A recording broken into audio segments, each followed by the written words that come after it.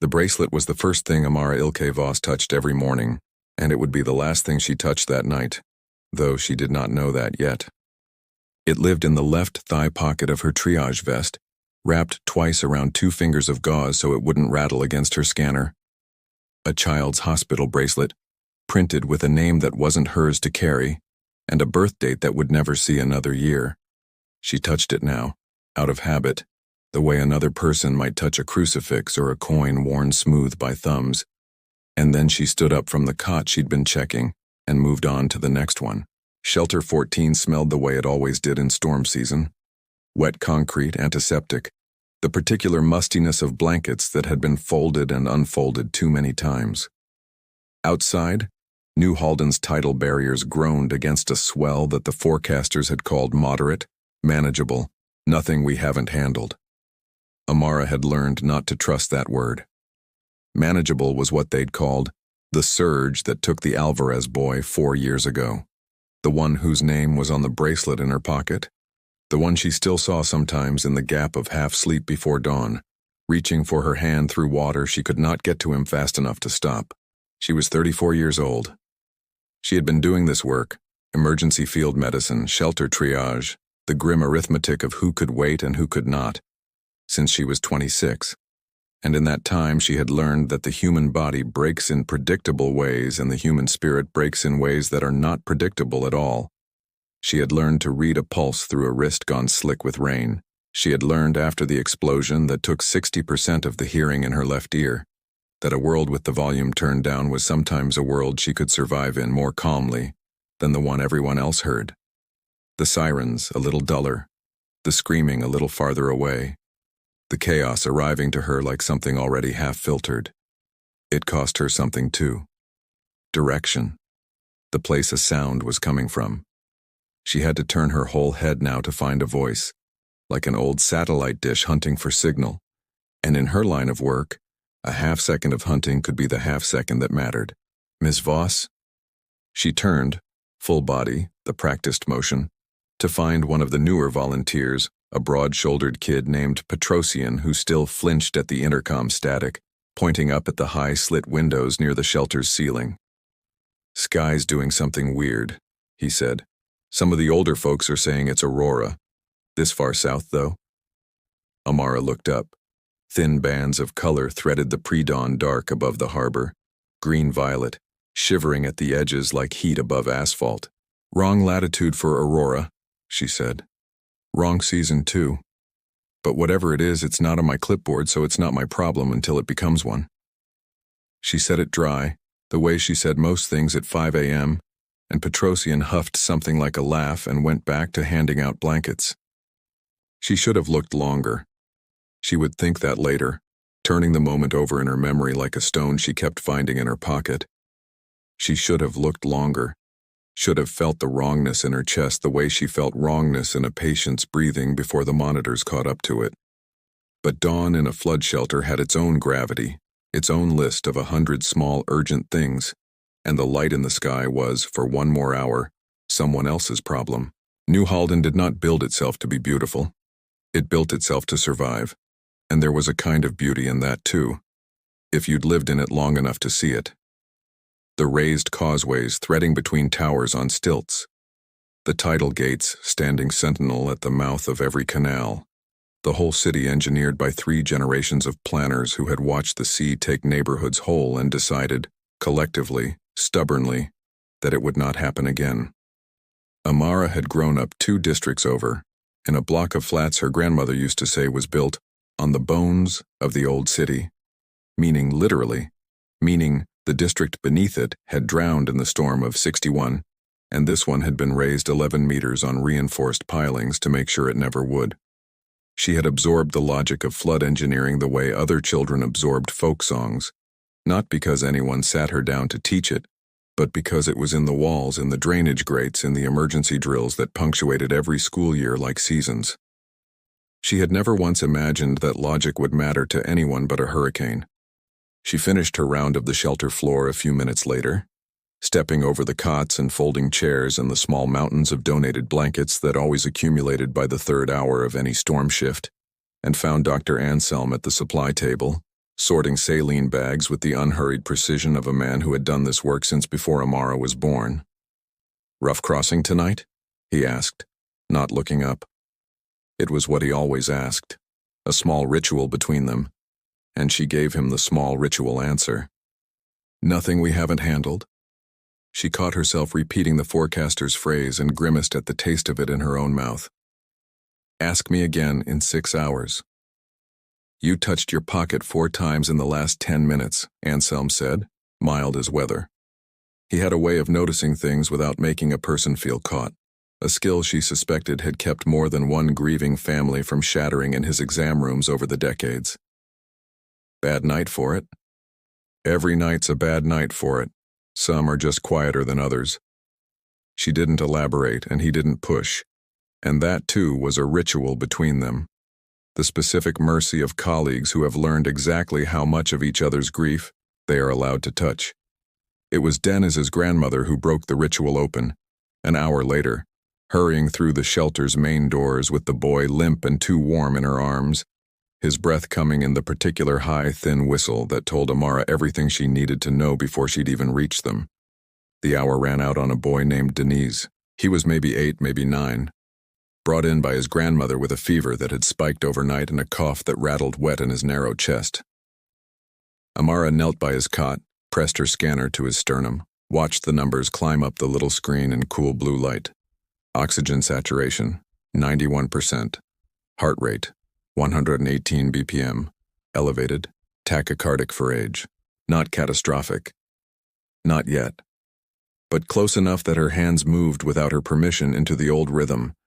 Nebulizer, positioning, the low murmur of reassurance she reserved only for the smallest patients. The register of her voice dropping into something warmer than clinical, something that didn't come out for adults no matter how frightened they were. "You're doing great," she told him, adjusting the mask over his nose and mouth. "Better than great. You're doing the hardest part just by breathing slow for me, okay?" In through the mask. Out nice and easy. He looked up at her with the specific, complete trust that children only give to adults who have not yet betrayed them. And something in her chest folded in on itself. Quiet and total. The way it always did. He'd be about this age now, she thought. And did not let the thought go further than that because she had learned brutally and a long time ago that grief let out to run in the middle of a triage line was grief that got someone else killed. Dennis's numbers were still climbing back toward normal, his grandmother's hand pressed to his hair, when the shelter's ceiling speakers crackled to life with the emergency broadcast tone. 3 ascending notes that every person in New Halden had been trained since childhood to stop and listen to. "This is an emergency alert. All residents in flood control districts 7 through..." Static. Not the ordinary static of an old system straining under weather load, but something with texture to it, a stutter like a word trying to be 2 words at once. "Unknown craft entering. Harbor approach, all units." The feed died mid-syllable and did not come back. The shelter went very quiet in the way a room goes quiet when 140 people all decide, independently and in the same half-second, that something is wrong. "Ms. Voss?" Petrosian again, his voice gone up half an octave. Amara stood slow and even, the way she always stood when the situation called for someone to look like they weren't panicking, even if, especially if, they were. She looked toward the ceiling as if she could see through it to the harbor, to the sky that had been doing something weird an hour ago and was apparently still doing it, and reached down out of pure old instinct to touch the bracelet in her pocket one more time. Not again, she thought. Not on my shift. She had no idea yet how right and how wrong that thought would turn out to be. The first landing craft came down over the harbor like something dropped rather than flown. No roar of engines, no visible flame, just a shape unfolding itself out of the aurora-colored sky and settling onto the water with a displacement that sent a wave over the outer breakwater high enough to trip every flood sensor in the Eastern District. Amara didn't see it happen. She heard about it in fragments, relayed by a runner from the district command post 2 blocks over, a woman named Kessler who arrived at Shelter 14's doors with her uniform soaked through and her radio dead in her hand. "Command's dark," Kessler said, chest heaving. "Not damage dark, silent dark, nobody's answering. Boss, there's things in the harbor, not boats. I don't know what to call them. How many? 3 that I saw, maybe more. Amara looked at the radio in Kessler's hand, dead as a stone, then out through the shelter's reinforced doors at the gray pre-storm light, then back at the 140 people behind her. The elderly, the very young, the ones with oxygen tanks and insulin pumps and a fever that had only just come down under 91%.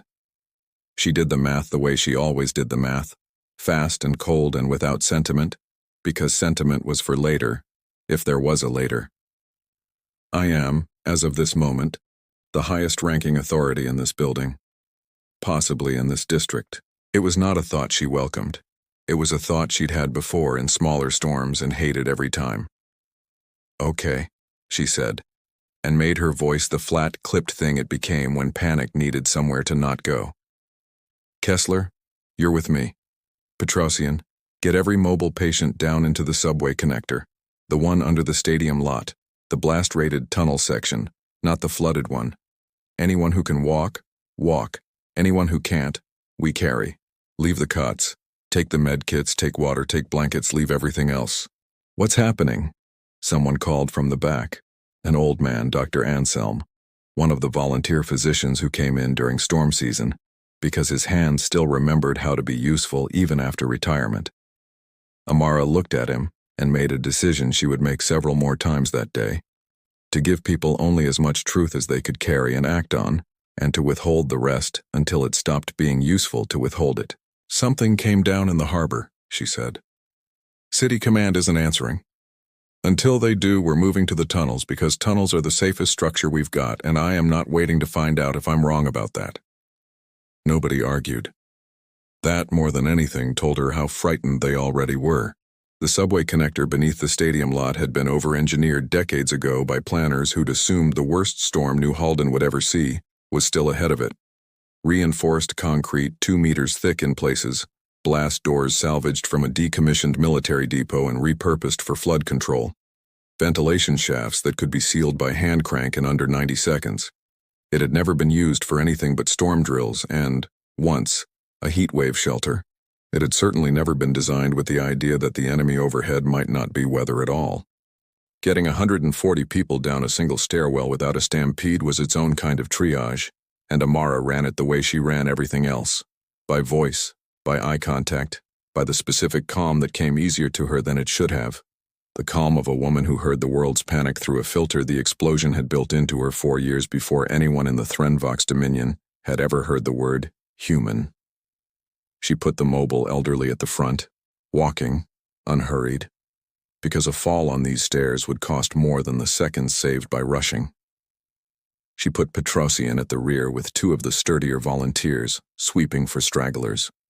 She carried Dennis herself for the first flight, his fever-hot cheek against her collarbone, until his grandmother's arms were free again to take him, and then she went back up for the next one, and the next, until the stairwell was empty, and the tunnel behind the first blast door held every living soul that had, an hour ago, been asleep in Shelter 14's cots. Amara set up her aid station 40 meters in, past the first blast door, in a widened maintenance alcove that had, in a previous life, held signal relay equipment for a train line abandoned before she was born. Someone had left an old service placard bolted to the wall, half its lettering worn away, and she found herself reading it twice in the strange, suspended calm before Kessler's return. Tunnel Section 4C, max occupancy, a number that felt both reassuringly precise and absurdly beside the point.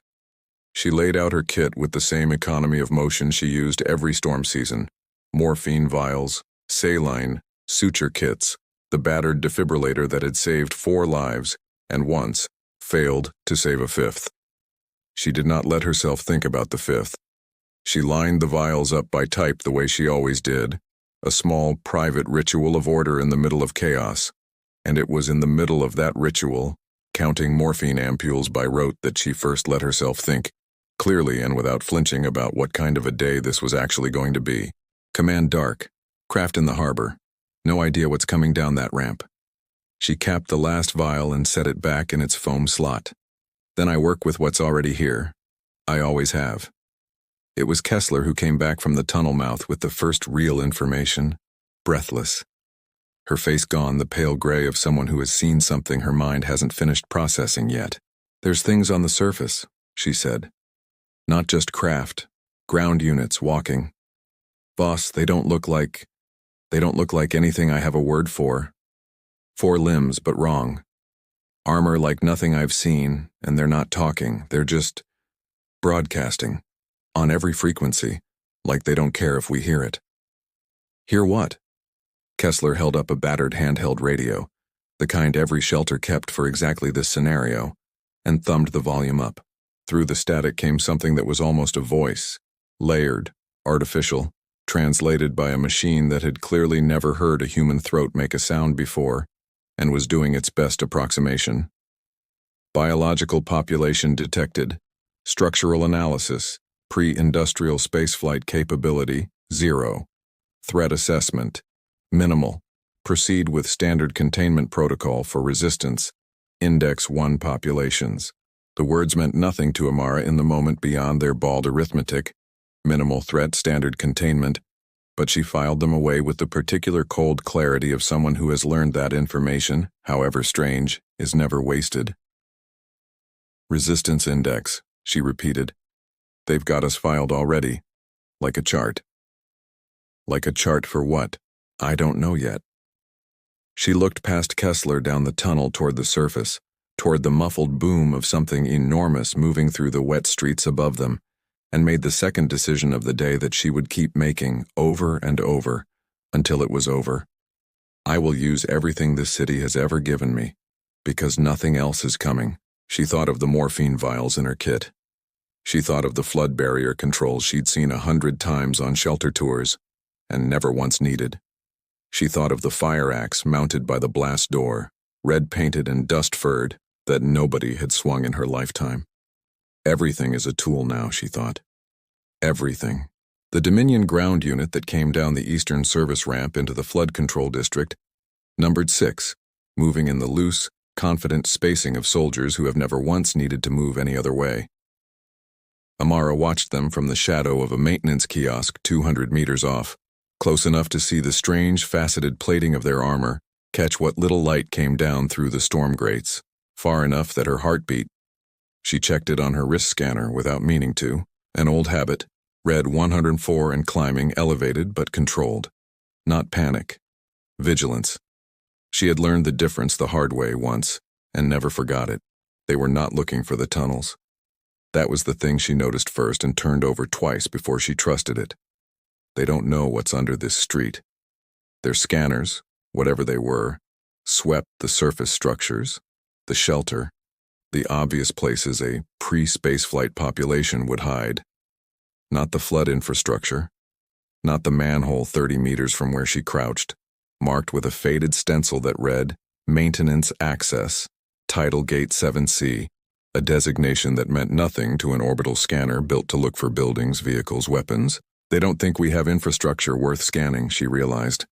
And the realization arrived with a strange, cold satisfaction, the first good feeling she'd had since the sky went green. They think we're what's on the surface. They have no idea what's underneath it. New Halden's tidal surge barriers had been built 40 years ago, after a hurricane season that killed 1,100 people and convinced an entire generation of city planners that the sea was no longer a neighbor to be trusted. The system could, on a single authorized command from a maintenance panel, redirect surge water through specific tunnel sections, flooding some to save others, an enormous hydraulic triage system built into the bones of the city. Amara had toured the control room twice in her career. She had never once expected to use what she'd learned there as a weapon. She keyed her radio low to Kessler. "How full is the eastern connector? The flooded one, the one Petrosian said to avoid." "Not fully flooded. Maybe knee-deep from the storm surge already." "Why?" "Because the Dominion unit is heading toward the stadium lot ramp, and that ramp feeds directly into the eastern connector before it splits toward us." Amara was already moving, quiet, toward the maintenance access she'd marked. "If I can get that gate panel open before they reach the split." "Voss, you're not an engineer." "Then, no," she agreed, prying at the manhole cover with the fire axe she'd carried out of the tunnel without quite deciding to. "I'm a triage coordinator, and triage is deciding who gets the water and who doesn't." The panel, when she reached it, was exactly as unglamorous as 40 years of municipal maintenance had left it.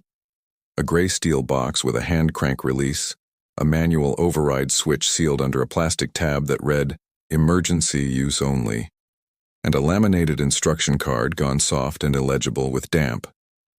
She didn't need the card. She'd read it on the tour.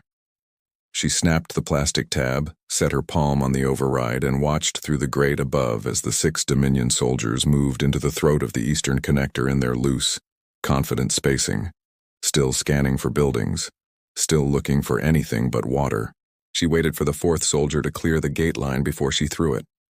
The tidal barrier didn't so much open as release, a sound like the city itself exhaling, followed by a wall of displaced harbor water surging down the connector at a speed that had nothing to do with mercy, and everything to do with 40 years of hydraulic engineering doing exactly what it was built to do.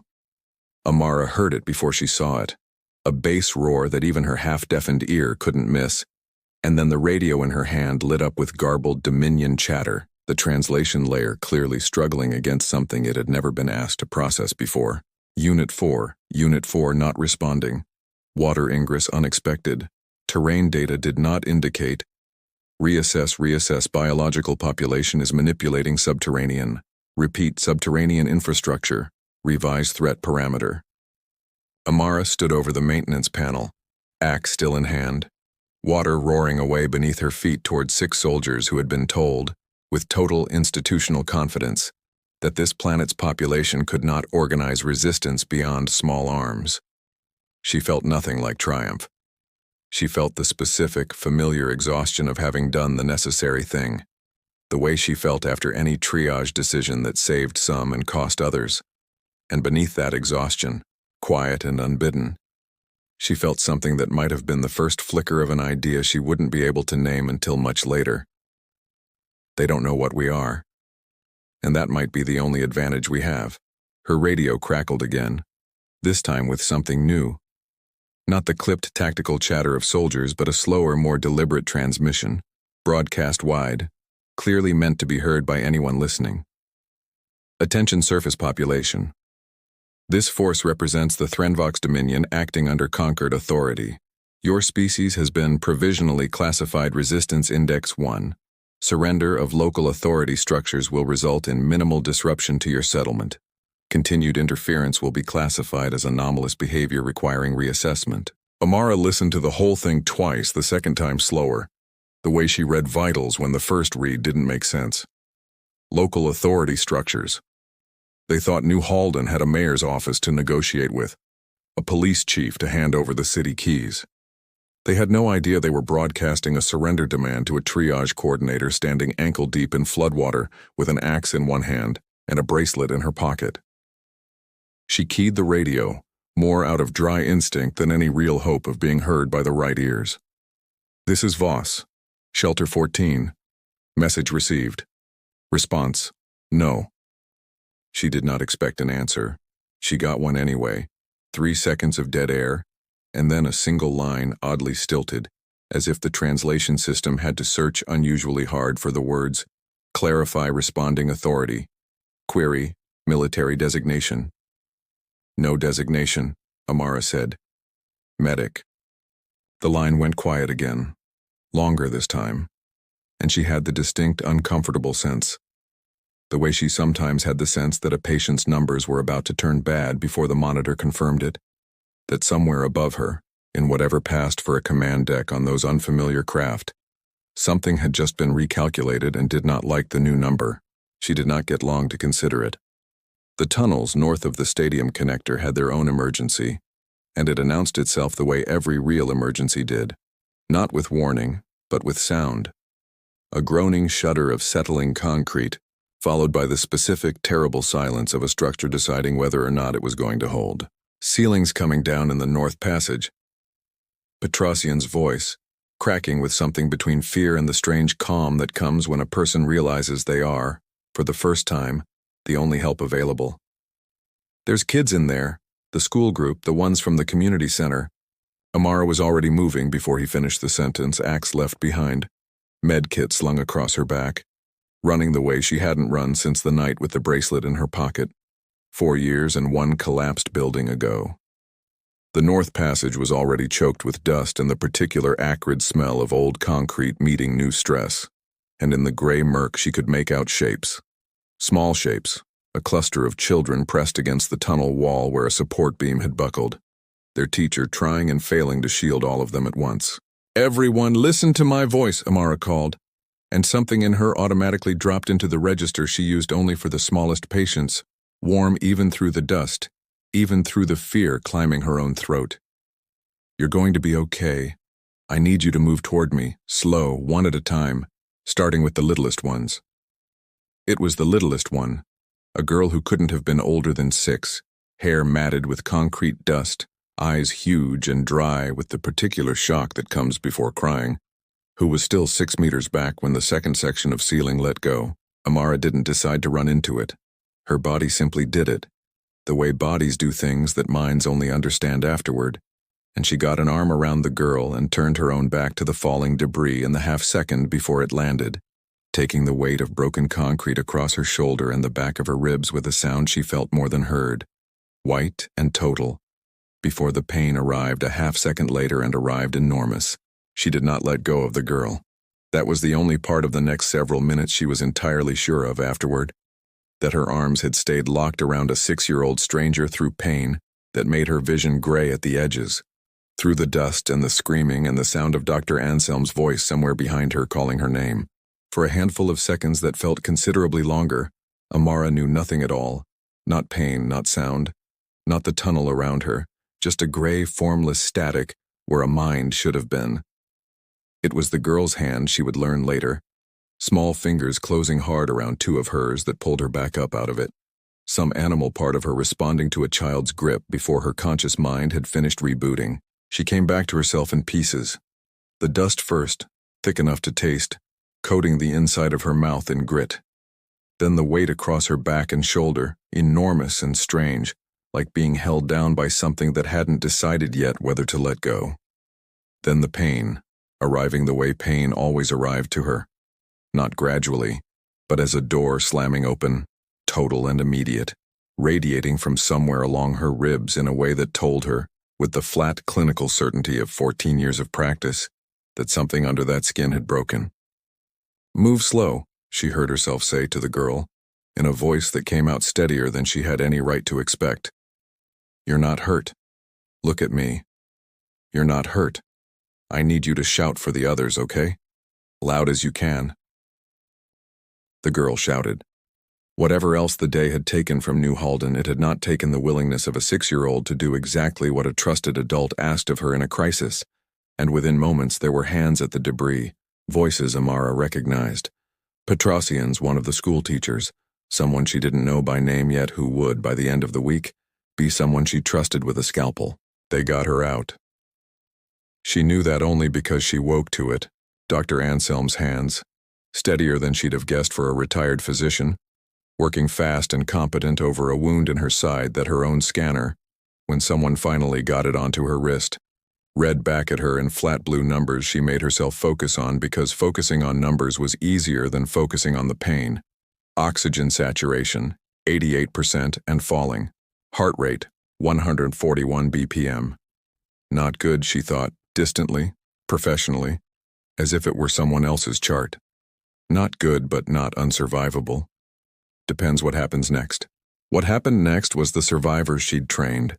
Actual civilians, shopkeepers, and retirees, and a teenager named Farhan, who'd shown real aptitude for pressure bandaging 3 storm seasons ago, arriving in a loose, determined line to hold the position around her while Anselm worked, passing supplies hand to hand with the calm, practiced motion of people who had absorbed, somewhere in the last several hours, that panic was a luxury nobody present could afford. Amara watched them through vision gone soft at the edges and felt something she hadn't expected to feel in the middle of a war. Pride, quiet and total. The specific pride of a teacher watching a lesson finally, brutally, prove its worth. "She's stable enough to move," Anselm said to someone, his voice coming from very far away. "Barely." "Then we move her," said a voice she almost didn't recognize as Kessler's, thick with something that might have been fear for her or might have been fury at everything that had happened in the last 6 hours. There's a Voss, there's a prisoner. One of them. The water got him. He's alive, but he's not going anywhere, and his translator thing is malfunctioning. It's just broadcasting. Everything. You need to hear this. Amara, half carried between two of her own trained survivors, made them stop long enough to listen. The captured Dominion soldier lay pinned under a fallen support strut, his strange armor cracked along one seam, and from a device at his throat came a stream of broken, overlapping translation. Not speech directed at anyone, but something closer to an internal log, spilling out in the confused stutter of a system trying to process damage it wasn't designed for. Resistance index, misclassification probable, scoring model weights, orbital capability at 90%, terrestrial infrastructure control at 0. Model does not account for. The device stuttered, hissed, and produced, almost plaintively, a fragment that would stay with Amara long after the pain in her side had become a scar. They were never supposed to be able to fight back. The model says they cannot organize. The model is wrong. Amara, blood loss making the tunnel light swim gently at the edges of her vision, found she had just enough breath left to laugh. Once, dry and short.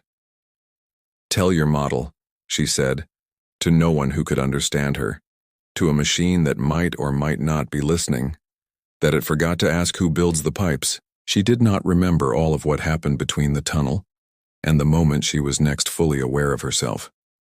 She remembered fragments, Anselm's hands, the specific cold of a saline line going into her arm, Kessler's voice saying something about a demand, about a channel, about the Dominion command wanting to speak to whoever is responsible for this district's resistance, and her own voice, thinner than she liked, saying fine, put them through.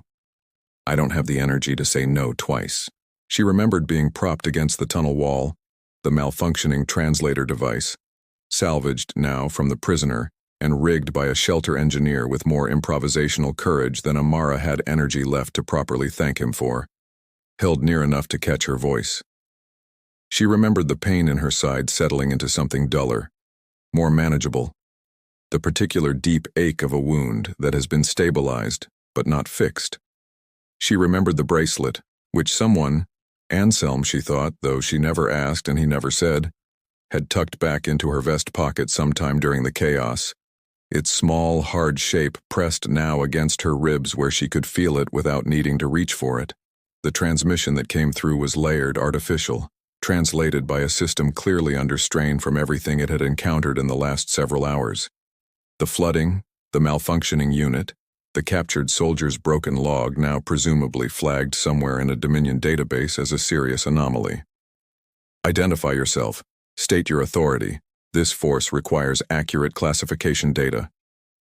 Amara closed her eyes for a moment, not from weakness, though there was plenty of that, but because she wanted, before she spoke, to see the boy on the bracelet one more time, the way she always did before she said the things that mattered.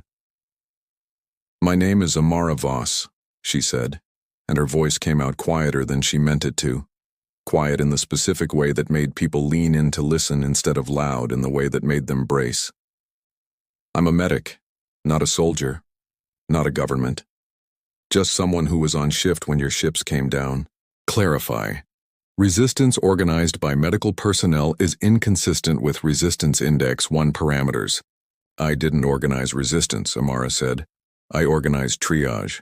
There's a difference, but I don't think your model has a column for it. She breathed, slow, feeling the stitch of pain along her ribs, and let the next part come out the way it needed to, not as a threat, not as defiance, just as the flattest, calmest fact she had. Your scoring system measures whether a species can build ships that leave its own atmosphere. It doesn't measure whether that species already spent 40 years building infrastructure to fight its own planet's oceans, and then handed the instructions for that infrastructure to every single person who works inside it. You didn't lose 6 soldiers to an army. You lost them to a maintenance manual and a woman who read it on a shelter tour 8 years ago. There are a few 100,000 people in this city who could have done exactly what I did tonight, with exactly what was already under their feet. That's not a resistance index of 1. That's a resistance index you don't have a number for yet. The line went silent for longer than any silence before it. Long enough that Amara began to wonder if the connection had simply died, the way the emergency broadcast had died that morning, a lifetime ago.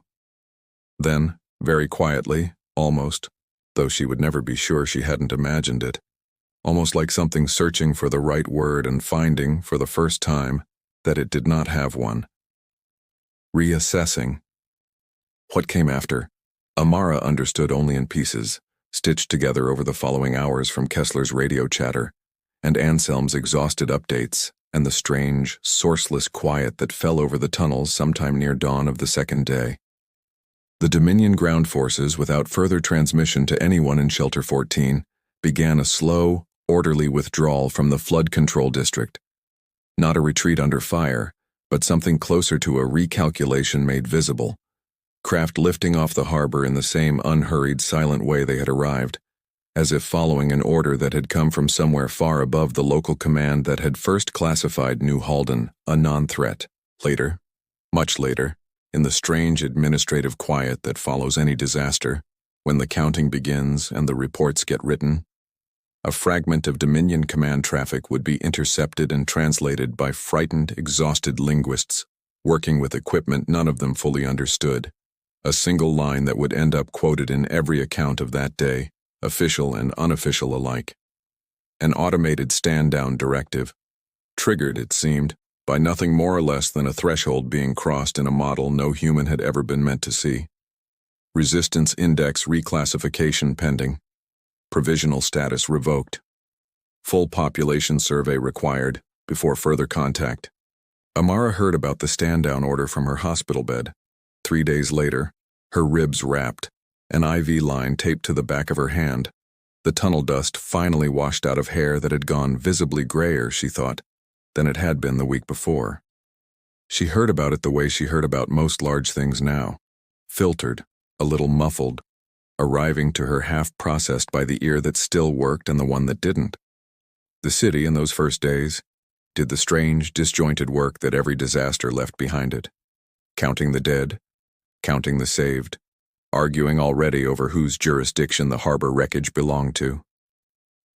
Kessler came by the hospital twice, still moving with the too-fast energy of someone whose body hadn't caught up to the fact that the emergency was, for now, over.